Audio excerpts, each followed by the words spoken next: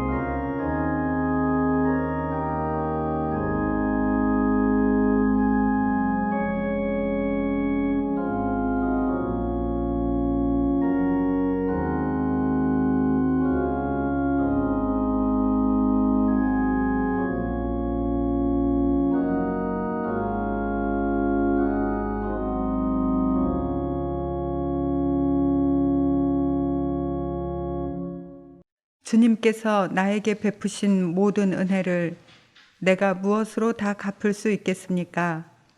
내가 구원의 잔을 들고 주님의 이름을 부르겠습니다. 주님께 서원한 것은 모든 백성이 보는 앞에서 다 이루겠습니다. 아멘.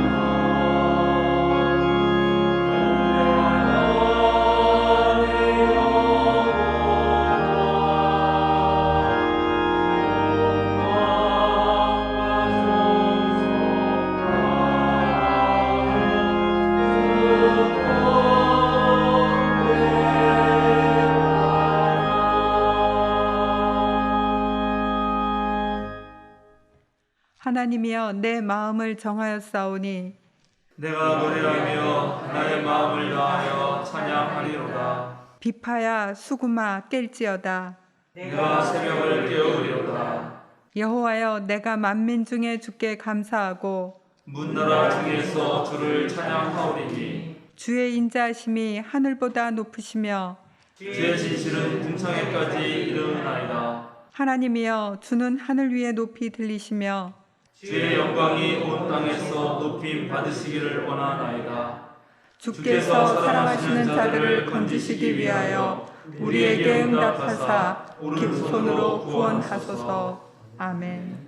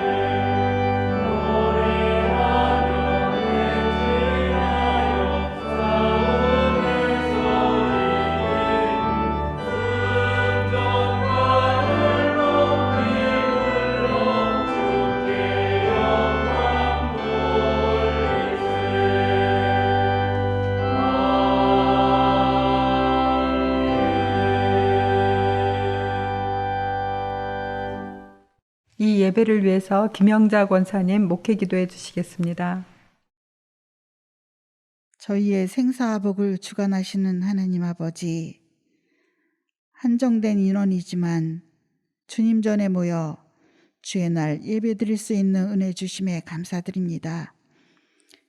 예배당에 모인 성도들, 또 온라인으로 함께하는 모든 성도들을 기억하셔서 어떤 환경에서도 변치 않는 믿음으로 주를 섬길 수 있게 하심에 감사드립니다.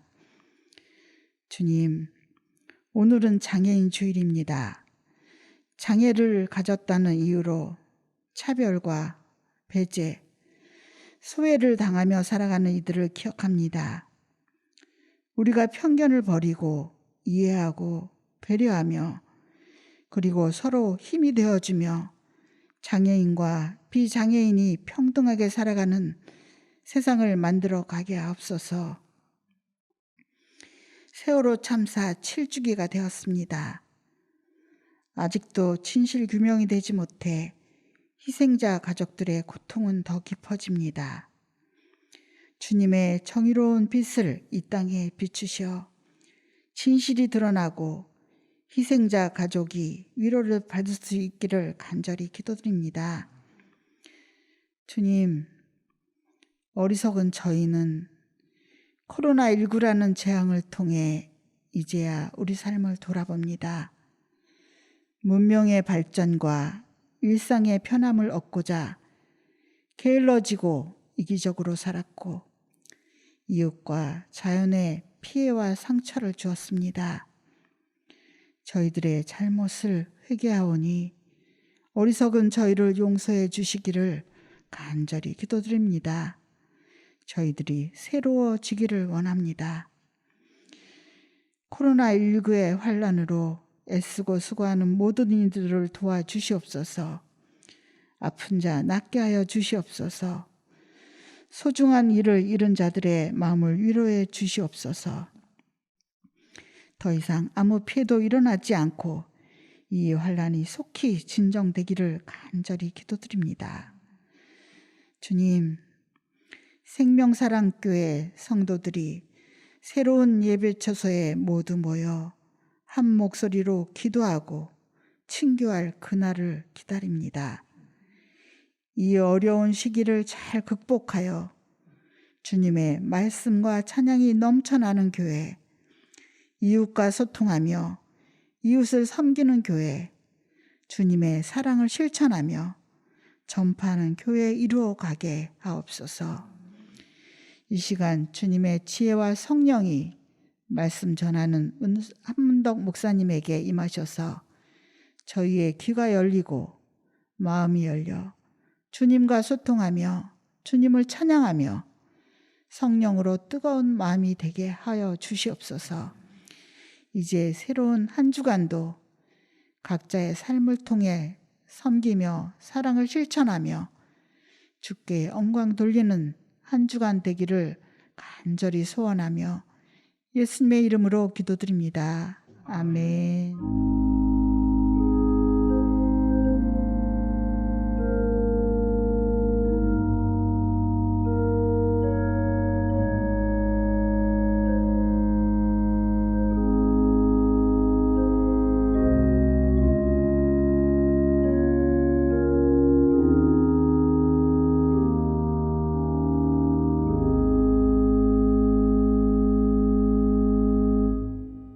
부활절 셋째 주일 우리에게 주시는 성경 말씀은 잠언 1장 1절에서 7절, 시편 94편 12절에서 15절, 히브리서 5장 12절에서 6장 3절의 말씀입니다. 먼저 잠언의 말씀을 저와 함께 한 절씩 교독하시고 마지막 절은 함께 봉독하겠습니다. 이것은 다윗의 아들 이스라엘 왕 솔로몬의 잠언이다. 이 잠언은 지혜와 훈계를 알게 하며 명철의 말씀을 깨닫게 하며 정의와 공평과 정직을 지혜롭게 실행하도록 훈계를 받게 하며 어리석한 사람을 슬기롭게 하여 주며 젊은이들에게 지식과 분별력을 갖게 하여 주는 것이니 지혜 있는 사람은 이 가르침을 듣고 학식을 더할 것이요 명철한 사람은 지혜를 더 얻게 될 것이다. 잠언과 비유와 지혜 있는 사람의 말과 그 심오한 뜻을 깨달아 알 수 있을 것이다. 다 같이 주님을 경외하는 것이 지식의 근본이오늘 어리석은 사람은 지혜와 훈계를 멸시한다. 네. 다음은 시편 94편 12절에서 15절의 말씀입니다. 주님께서 꾸짖으시고 주님의 법으로 친히 가르치시는 사람은 복이 많은 사람입니다. 이런 사람에게는 재난의 날에 벗어나게 하시고 악인들을 묻을 무덤을 팔 때까지 평안을 주실 것입니다. 주님께서는 주님의 백성을 외면하지 않으시며 주님이 소유하신 백성을 버리지 않으실 것입니다. 한결은 반드시 정의를 따를 것이니 마음이 정직한 사람이 모두 정의를 따를 것입니다. 마지막으로 히브리서 5장 12절에서 6장 3절의 말씀을 저와 함께 한 절씩 교독하시겠습니다. 시간으로 보면 여러분은 이미 교사가 되었어야 할 터인데 다시금 하나님의 말씀의 초보적 원리를 남들에게서 배워야 할 처지에 놓여 있습니다. 여러분은 단단한 음식물이 아니라 젖을 필요로 하는 사람이 되었습니다. 젖을 먹고서 사는 이는 아직 어린아이이므로 올바른 가르침에 익숙하지 못합니다. 그러나 단단한 음식물은 장성한 사람들의 것입니다. 그들은 경험으로 선과 악을 분별하는 세련된 지각을 가지고 있는 사람들입니다. 그러므로 우리는 그리스도교의 초보적 도리를 제쳐놓고서 성숙한 정지로 나아갑시다. 죽은 행실에서 벗어나는 회개와 하나님에 대한 믿음과 세례에 관한 가르침과 안수와 죽은 사람의 부활과 영원한 심판과 관련해서 또다시 기초를 놓는 일이 없어야 하겠습니다. 하나님께서 허락하시면 우리는 그렇게 할 수 있을 것입니다. 아멘. 김영현 성도의 아무것도 두려워 말라는 찬양 후에 한문동 목사님의 다르게 생각하라는 제목으로 말씀이 있겠습니다.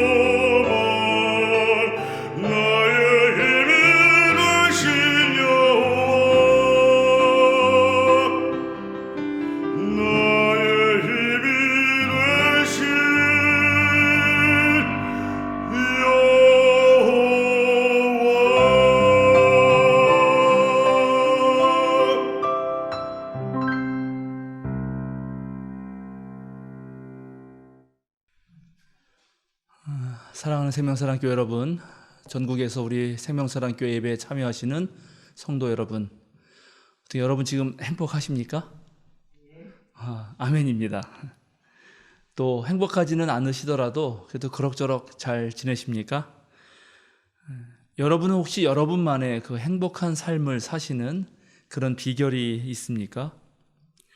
하루하루 살아내야 하는 그 삶을 살아내면서도 순간순간 보람을 느끼면서 또 즐거움을 느끼면서 감사하고 아주 가슴 뿌듯하게 그렇게 살아가는 방법들을 알고 계시는지요? 일상에서 받는 스트레스들이 있는데 그런 것 혹시 자신만의 푸는 방법이 여러분 있습니까? 혹시 예기치 않고 다가오는 고통이 우리에게 찾아왔을 때도 그것을 극복하면서 또는 죽음의 그늘 골짜기를 지날 때도 좀 담대하고 꿋꿋하게 그런 것들을 이겨내는 그런 삶의 의지들이 있는지요? 오늘 저는 여러분과 함께 정말 잘 산다는 것이 무엇인지를 함께 얘기해 보고자 합니다.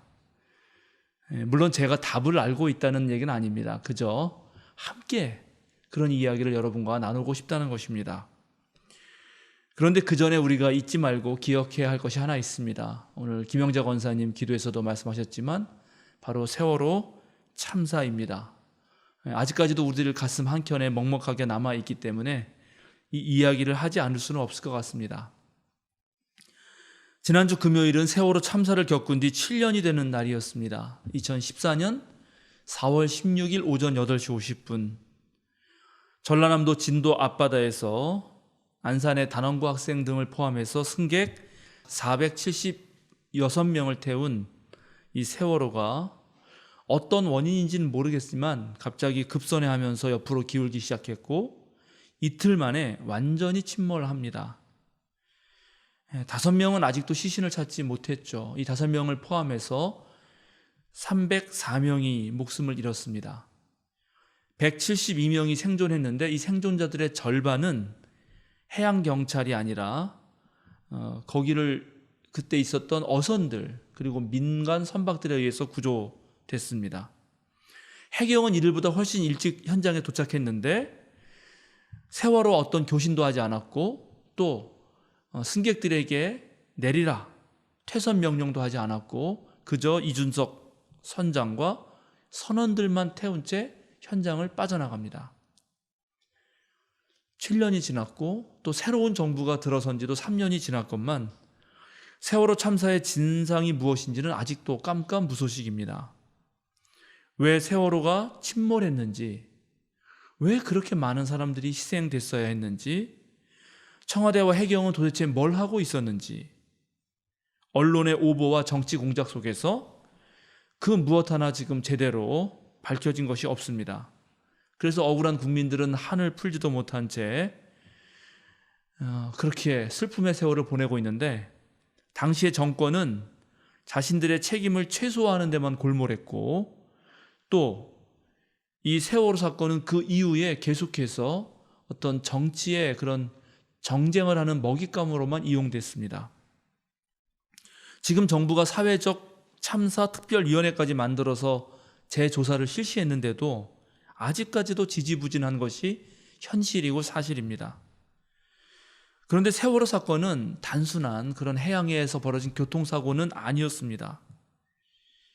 정말 그 사건을 우리가 면밀히 살펴보면 이 땅에 모든 힘 있는 자들, 기득권자들이 가지고 있었던 부패와 부조리, 또 국민들의 안전 불감증, 허술한 위기대처 능력, 이 모든 민낯을 아주 만천하에 드러난 사건이었고 정말 국가와 정부가 무엇을 위해 존재하는지를 온 국민으로 하여금 묻게 만든 그런 사건이었습니다.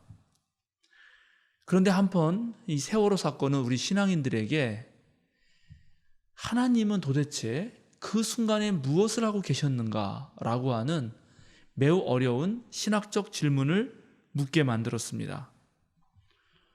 모든 것이 하나님의 뜻이고 또 하나님께서 하시는 일이라고 가르쳐 왔던 교회들에게 과연 세월호 참사도 하나님의 뜻이냐? 그렇게 묻는 사람들에게 신앙인들이 뭐라고 대답해야 할지를 묻게 만들었다는 것입니다.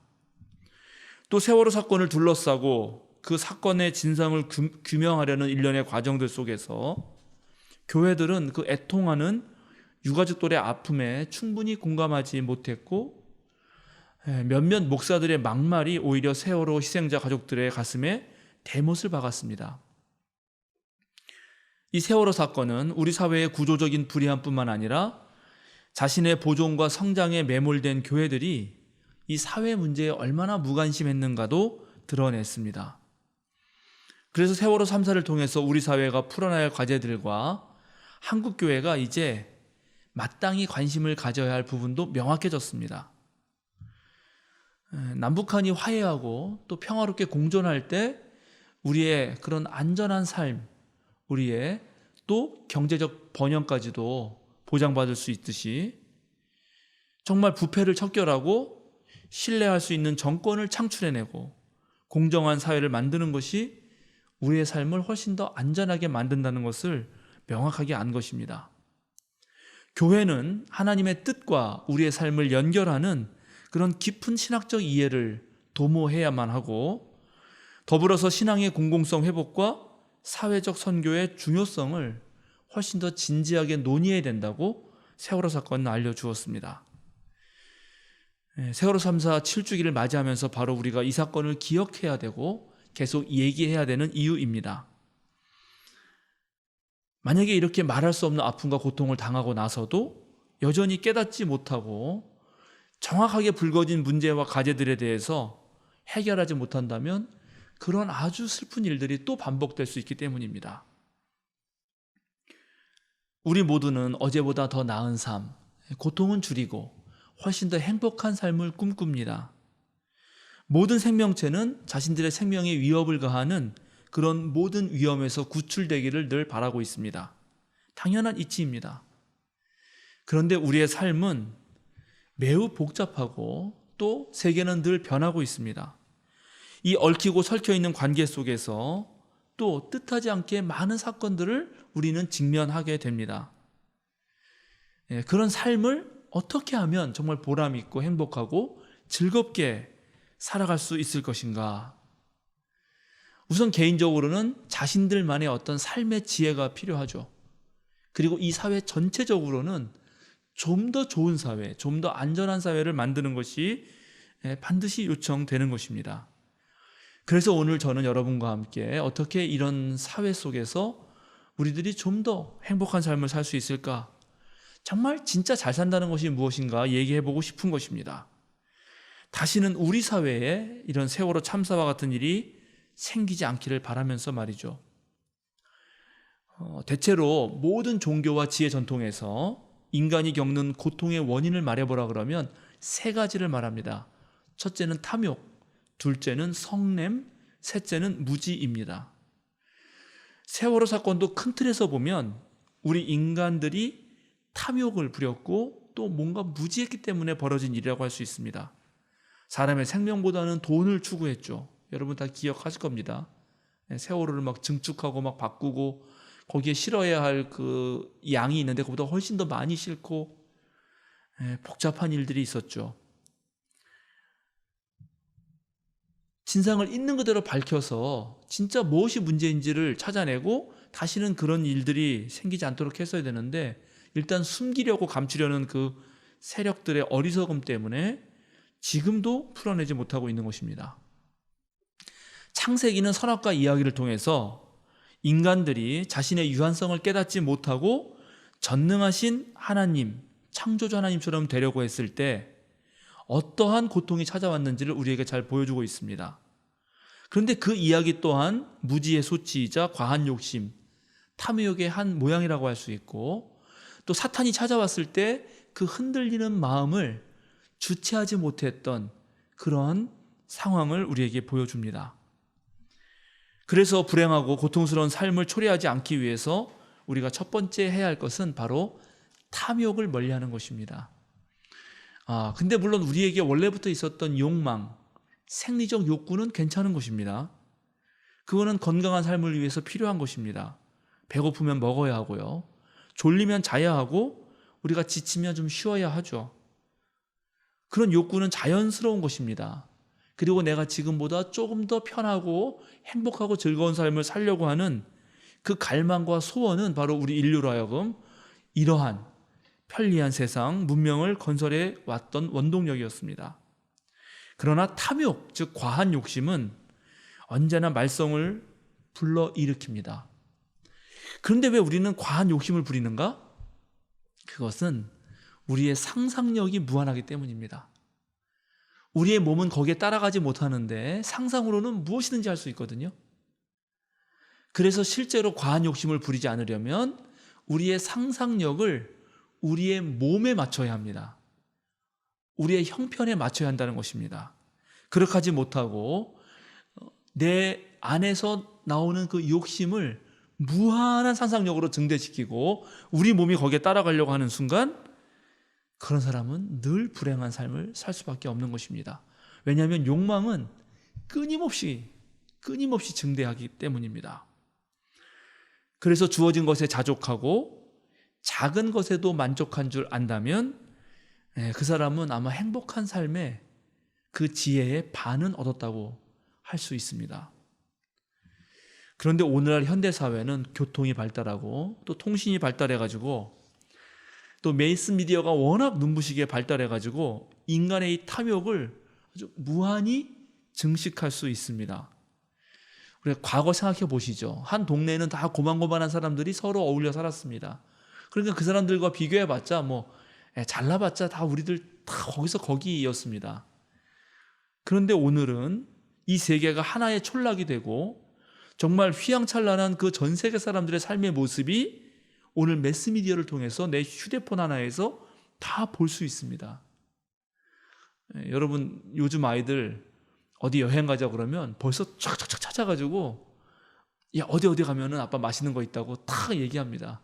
제가 우리 애들 데리고 가봐도 어디 부산에 가면 어디 뒷골목 가면 거기에 그 유명한 떡볶이 집이 있는데 거기서 먹어야 한다는 겁니다. 거기 가서 그러니까 이렇게 다 아는 거죠.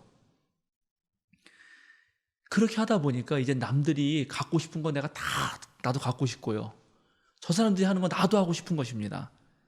그렇게 남들과 비교하면서 상대적 박탈감에 시달리는 현대인들, 그것이 바로 오늘날 사람들인데 이들이 자족할 줄 아는 마음을 얻지 못한다면 계속해서 불행한 삶을 살 수밖에 없는 것입니다.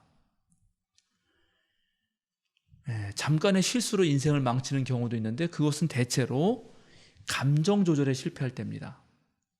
그런데 이게 감정이라는 것은 모든 생명체의 생존과 연결되어 있습니다. 그리고 감정은 태어나면서부터 이게 만들어지는 것입니다. 그리고 아주 미묘한 것입니다. 특별히 주 양육자인 부모의 관계 속에서 제일 처음 생성되고 그것을 바탕으로 이제 사회적 관계 속에서 만나는 모든 사람들, 유치원, 어린이집, 학교 가서, 그 다음에 동네에서 또는 교회에서 만드는 그런 엄청난 관계들 속에서 이게 감정이 서로 다듬어지고 자라나는 것인데 그 감정이 도대체 무엇이며 이걸 어떻게 다루는 것이냐에 대해서는 이게 파고들면 파고들수록 무척 복잡합니다. 사실은. 그래서 전문가의 조언이 필요하죠. 그래도 그나마 다행인 것은 우리 인간들의 70에서 80%는 대체로 좋은 감정을 가지고 태어나고 또 좋은 감정으로 자라게 된다는 것입니다. 천만다행이죠. 그런데 그렇게 산 사람도 특별한 위기나 어려움이 닥치고 그 어려움이 연속해서 계속 닥치잖아요. 계속 힘든 상황이 되면 나도 모르게 우울증에 빠지거나 정말 그걸 견뎌내기 힘듭니다.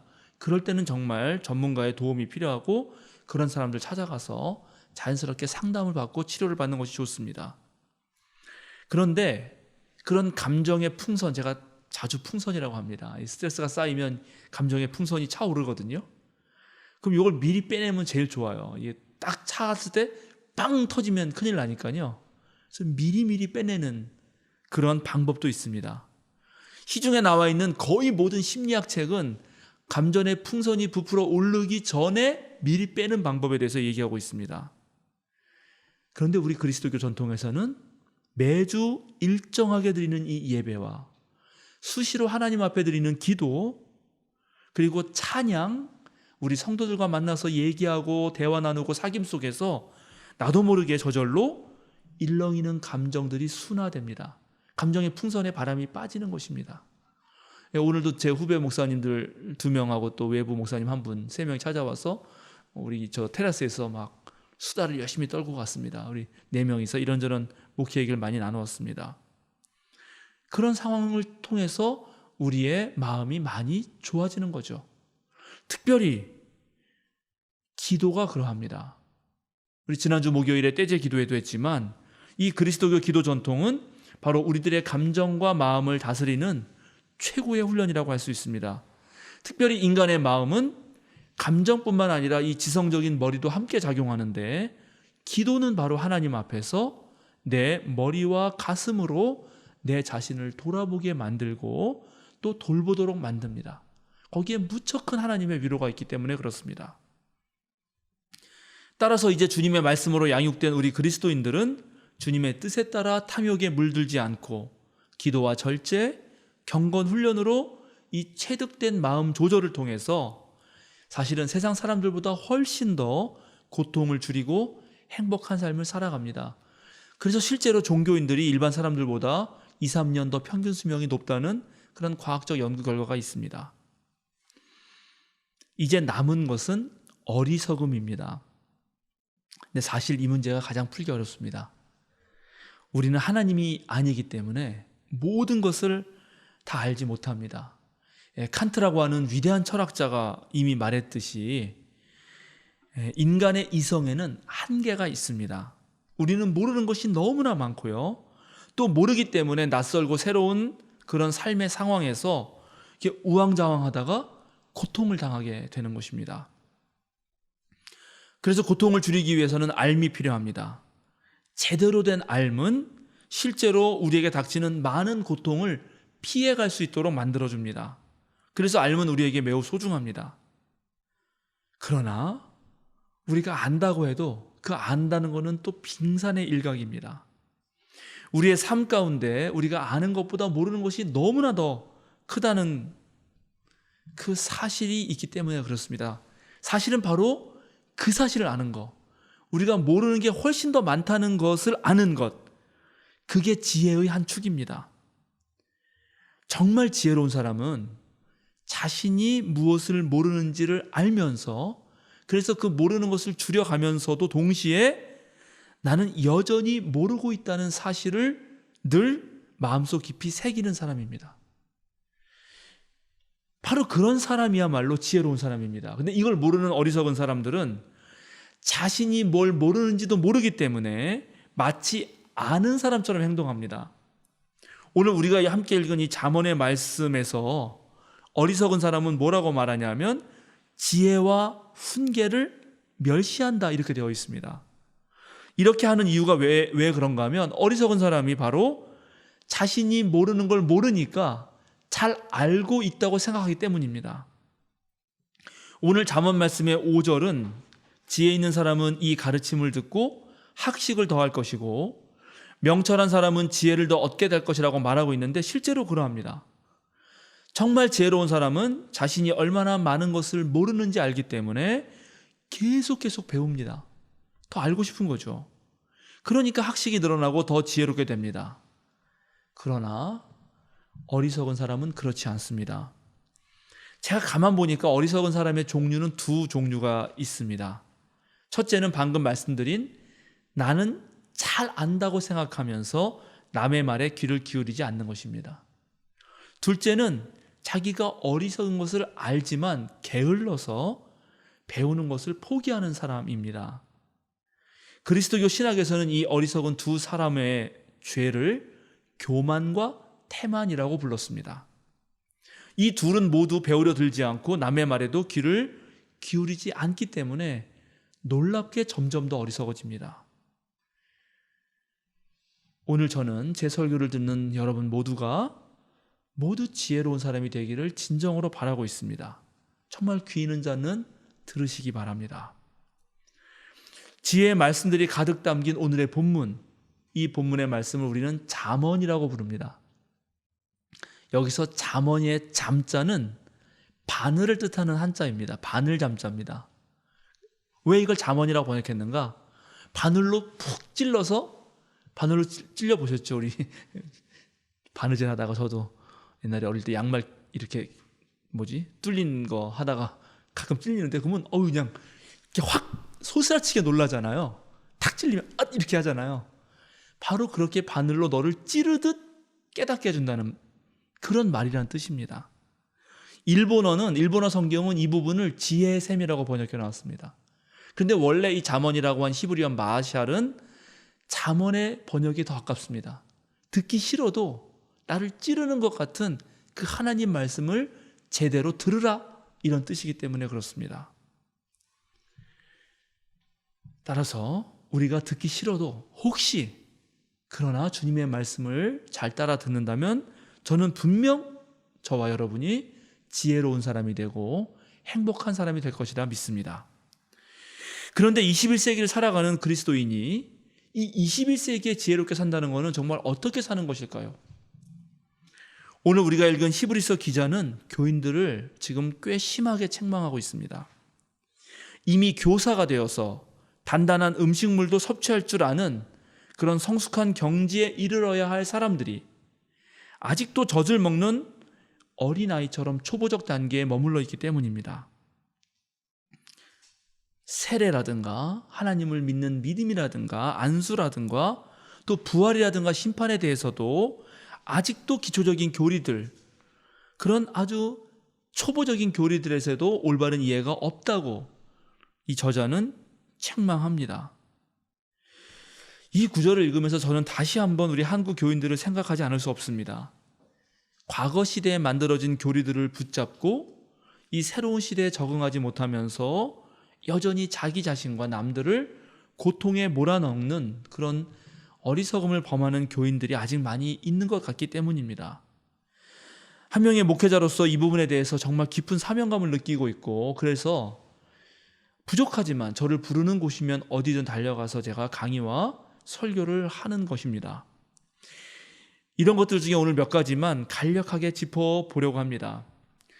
구약의 지혜 전통이 말하는 지혜는 크게 두 가지로 나눌 수 있습니다. 하나는 규범적 지혜이고 하나는 반성적 지혜입니다. 규범적 지혜는 뭐냐 하면 하나님께서 이 세상에 모든 세상 만물이 원래 돌아가는 그런 원칙이 있다는 것을 아는 것입니다. 누구나 경험하는 반복적인 패턴이 있고 바로 그 패턴을 따르는 것이 지혜라는 것입니다. 콩 심은 데 콩 나고 팥 심은 데 팥 난다 라고 하는 우리들의 그 속담이 이 지혜를 가장 잘 대변합니다. 노력하면 그에 따른 결실을 얻는다. 너희는 가서 개미에게 배워라. 이런 말들 있지 않습니까? 바로 그런 것이 규범적 지혜입니다. 이런 지혜를 익힌 사람들은 매우 성실하게 살아갑니다. 눈이 오나 비가 오나 자신들의 할 일을 잘 감당합니다. 그리고 그렇게 성실하게 사는 사람들은 언젠가 반드시 보상을 받습니다. 성선은 하나님께서 우리에게 원하시는 것, 그가 명령하는 길로 정말 좌우로 흔들리지 않고 똑바로 가는 것, 그것이야말로 공의요 정의요 정직한 삶이고 그것이 곧 지혜라고 부릅니다. 이 부분은 누구나 아는 거죠. 그렇게 따라가기만 하면 됩니다. 그런데 놀랍게 성경은 또 다른 지혜를 말합니다.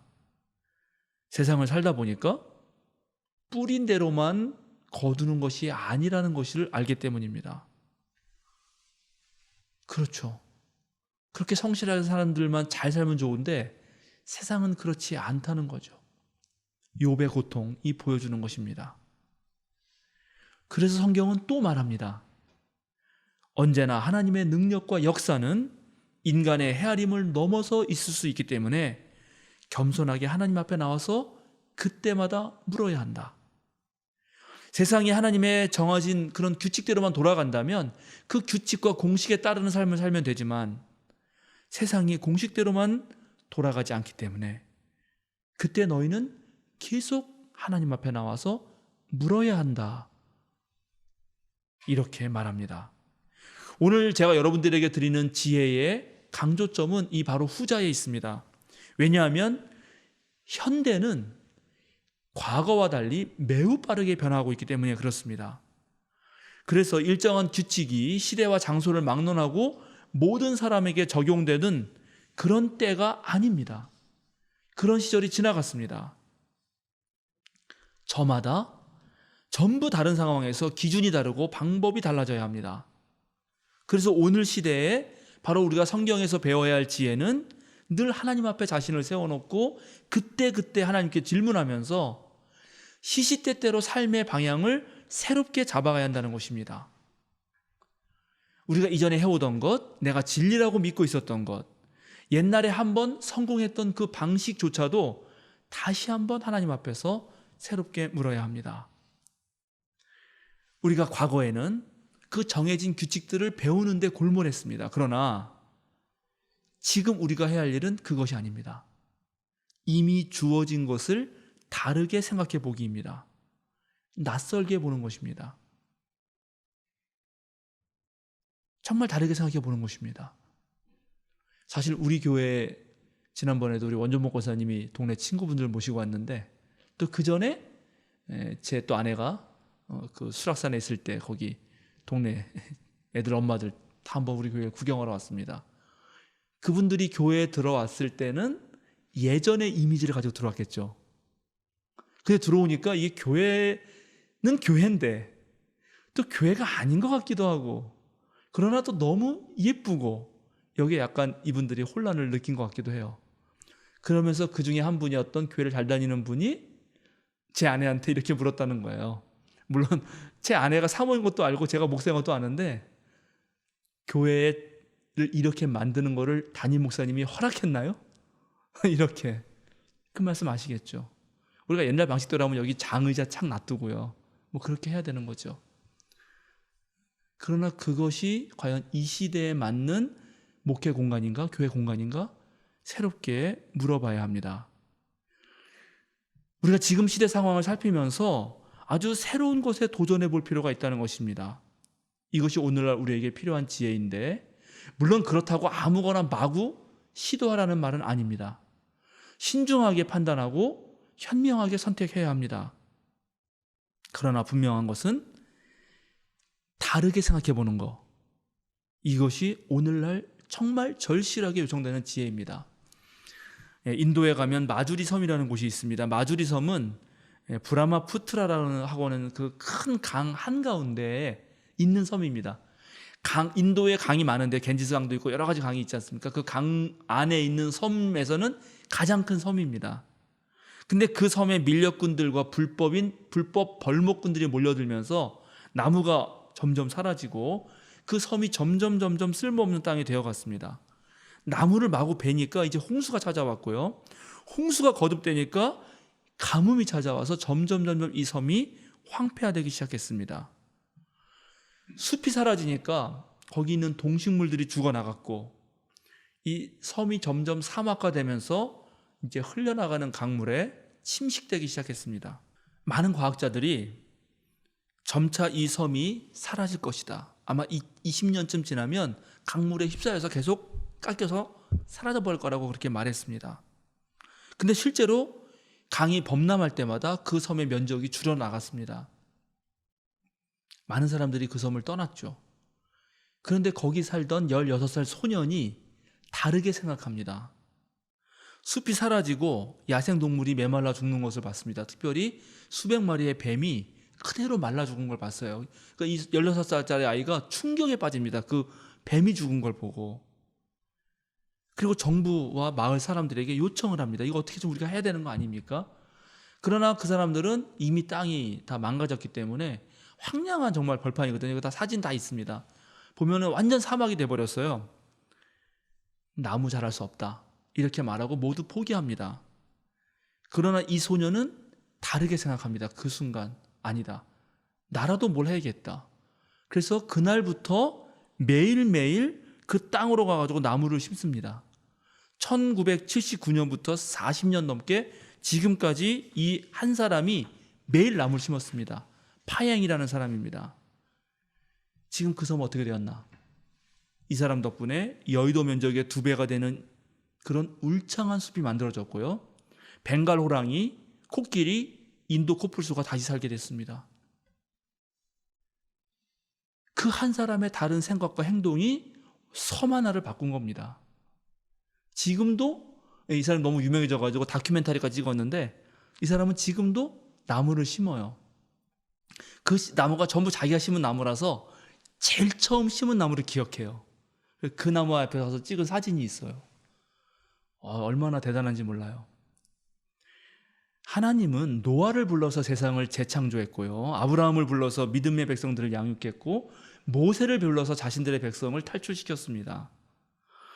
이들 모두 세상 그때 당시 사람들의 눈에 볼 때는 진짜 무모한 사람들이었습니다. 그러나 이들은 무모한 사람들이 아니었습니다. 다르게 생각한 사람들이었습니다. 오늘날 하나님은 우리에게 다르게 생각해 보라고 그렇게 권하십니다. 너희들 인간의 관점이 아니라 내 관점에서, 너희 인간만의 관점이 아니라 모든 피조물들의 관점에서 한번 이 지구도 다시 보고 문명도 살펴보고 너희 자신의 삶도 다시 보라고 그렇게 말씀하시고 계시는 것입니다. 제가 오늘 설교 제목 다르게 생각하라, Think Different 라고 한 이 제목은 스티븐 잡스의 그 유명한 마케팅 연설이 있습니다. 애플사를 소개하는, 거기서 따온 것입니다. 스티븐 잡스는 자기의 회사를 알리는 이 유명한 연설에서 나이키를 예로 듭니다. 여러분 나이키 아시죠? 나이키, 우리가 잘 알고 있는 신발 및 스포츠 용품을 판매하는 회사입니다. 그 괜찮은 나이키 신발 하나 살려면 막 20만 원씩 줘야 되는 비싼 거죠. 나이키 광고를 보셨습니까? 나이키 광고를 보면 신발 자체를 하나도 소개하지 않습니다. 우리 생각에 신발을 팔려면 이 신발이 어떻게 좋고 거기에 에어가 들어가고 뭐 이게 어떤 재질로 만들어졌고 신발 신으면 얼마나 좋고 이런 걸 광고해야 될 것 같지 않아요? 근데 잘 보시면 알겠지만 나이키 광고는 단 한 번도 상품을 소개하지 않아요. 신기하죠. 대신 무슨 얘기를 하는가? 위대한 운동선수에 대해서 경의를 표하고요, 위대한 스포츠 경기에 대해서 존경심을 표합니다. 그걸로 끝이에요. 그걸 통해서 나이키라는 회사는 우리는 전 세계 인류의 스포츠인들의 향상을 위해서 애쓰는 회사다라는 걸 보여주는 것입니다. 스티븐 잡스가 이 나이키를 소개하면서 자신의 회사 애플은 나이키 이상의 것이 존재한다 이렇게 말합니다. 우리 회사는 단순히 컴퓨터를 만드는 회사가 아니다. 우리 회사는 더 나은 세상을 만드는 회사다. 우리는 더 나은 세상을 만들기 위해서 열정을 가지고 일하는 사람들, 세상 사람들이 무모하다고 생각하는 그 사람들을 믿는다. 그렇게 말합니다. 나이키 광고를 만드는 사람들이나 스티븐 잡스는 똑같이 상품을 만들어 파는 사람들과 전혀 다르게 생각했던 것입니다. 그래서 이들은 상품을 팔면서도 자신들이 얼마나 위대한 가치에 헌신하고 있는지를 말했고 바로 그것들이 사람들의 마음을 울려서 결국 그들의 제품을 사게 만들었던 것입니다. 그러나 여러분, 인류의 역사에서 정말 위대한 가치를 줄곧 말해왔던 것은 바로 우리 그리스도교였습니다. 시대와 공간을 초월해서 인류가 추구해야 할 진정한 핵심 가치는 무엇인가? 그것을 옳게 말하고 그대로 살아왔던 것이 바로 저와 여러분 신앙인들이었습니다. 사랑하는 생명사랑교회 여러분, 그리고 우리 생명사랑교회와 함께 주님의 사역을 감당하시고 있는 전국의 성도 여러분, 여러분은 하나님의 자녀로서, 예수 그리스도의 제자로서, 또 한 사람의 신앙인으로서 지금 21세기 오늘 한국 대한민국에서 무엇이 가장 잘 사는 삶이라고 생각하십니까? 정말 저와 여러분들은 이 세상 사람들에게 우리는 이런 것이 다르다라고 무엇을 말할 수 있습니까? 여러분은 지금 무엇을 정말로 다르게 생각하고 계십니까? 함께 기도하겠습니다. 역사를 이끌어 가시는 하나님, 주님께서는 매 시대마다 새로운 인물들을 부르셨습니다. 주님께 헌신된 사람들을 통하여 역사를 이끌어 가시고 주님의 놀라운 구원 사역을 펼치셨습니다. 어둠과 악이 창궐하여 소망이 없다 하는 시대에서도 주님은 어김없이 구원과 생명의 빛으로 우리를 찾아주셨습니다. 오늘 이 시대에도 여전히 주님은 우리를 부르신다는 것을 우리는 잘 알고 있습니다. 우리로 하여금 주님의 비전을 품게 하시고 세상 사람들과는 다른 안목을 가지고 다시 한번 이 세상을 옳게 변혁하는 데 사용하여 주소서. 특별히 우리 생명사랑교회가 주님의 사역을 감당하는 데 부족함이 없게 하여 주소서. 우리의 주님이시며 참된 구원자 되시는 예수님의 이름으로 기도드립니다. 아멘.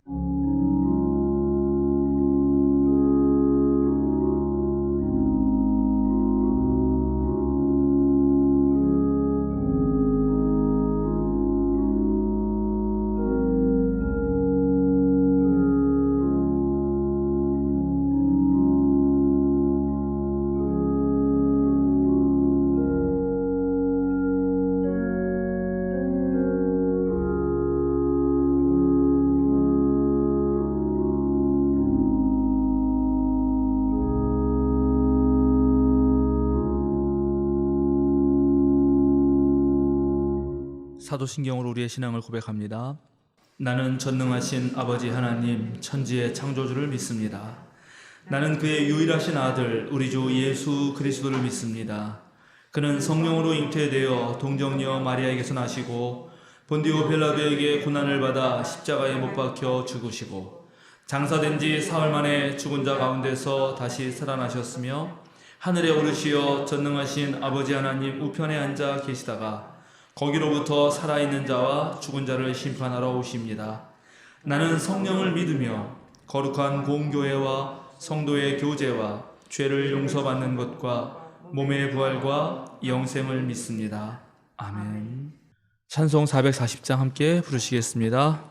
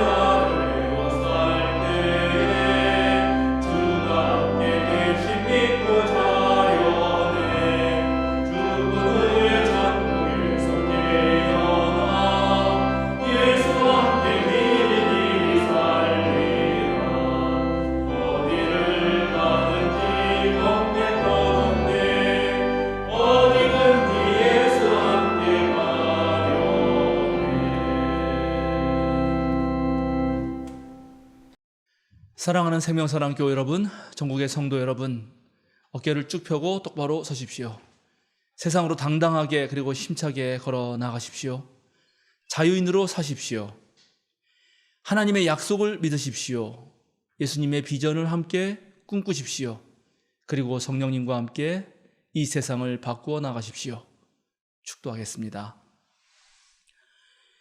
이제는 우리 주 예수 그리스도의 은혜와 하나님의 무한하신 사랑과 성령의 거룩한 친교가 이제 세상 사람들과는 다른 관점으로 온 세계를 보려는 우리 생명사랑 교우들과 이 시간 전국에서 함께 예배하는 모든 성도들 위해 지금부터 영원토록 함께 하시기를 간절히 축원하옵나이다. 아멘.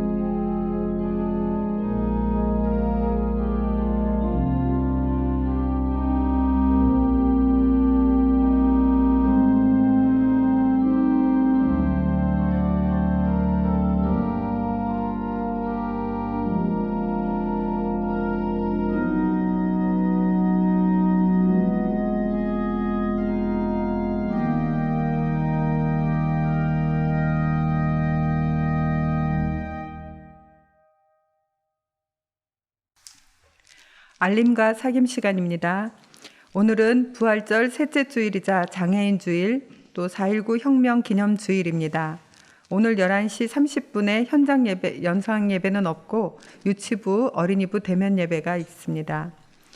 온라인 예배와 함께 대면 예배도 병행되고 있습니다. 대면 예배 일정을 확인하시고 참여하실 분들은 전교인 카톡방 투표를 통해서 알려주시기 바랍니다. 금요일 저녁 7시 반은 촬영 예배, 주일 오전 10시 대면 예배, 주일 오전 11시 30분은 현장 영상 예배입니다. 매월 셋째 주일 11시 30분에는 현장 영상 예배가 없고 유치부, 어린이부 대면 예배로 드립니다. 권사회에서 직접 손뜨개 수세미를 만들어 예배당 뒤편에 비치해 두었습니다. 시중 가격을 고려해서 적당한 가격에 구매해 주시면 수익금은 교회 어린이들을 위해서 사용하겠습니다. 5월 첫째 주 어린이 주일을 준비하면서 교회 어린이들에게 보내는 편지를 준비해 주시기 바랍니다. 영상이나 글 모두 가능합니다. 보내주신 편지들은 편집해서 어린이 주일 때 영상으로 전달하려고 합니다. 예배 영상에 들어가는 교우 소개 녹화와 생명사랑 5분 말씀 묵상 녹음에 참여해 주시기 바랍니다. 교육실로 연락 주시면 자세한 안내를 드리겠습니다. 앞으로 생일 카드를 보내는 것 대신에 월요 아침 묵상에 그 주의 생일자를 알리고 친교부나 목회실에서 소정의 선물을 드립니다. 생일 축하는 전교인 카톡방이 아닌 개인 연락을 통해 해주시기 바랍니다. 2021년 1학기 생명사랑 장학금에 지난주에 알려드린 4명에 이어 우준원 교우가 추가로 신청했습니다. 이번 주 화요일 20일 저녁 8시 바울 알기 모임이 있습니다. 매월 첫째 주, 셋째 주 화요일 저녁 8시 줌으로 진행됩니다. 생명사랑 CR 미션에 모두 동참해 주시기 바랍니다. 각 미션 걸음에 해당하는 강의를 시청해 주시고 체크리스트에 기록해서 사진을 찍어 교육실로 보내주시기 바랍니다. 3년 성경 통독 과정이 진행 중입니다. 열심히 참여해 주시기 바랍니다. 이상입니다.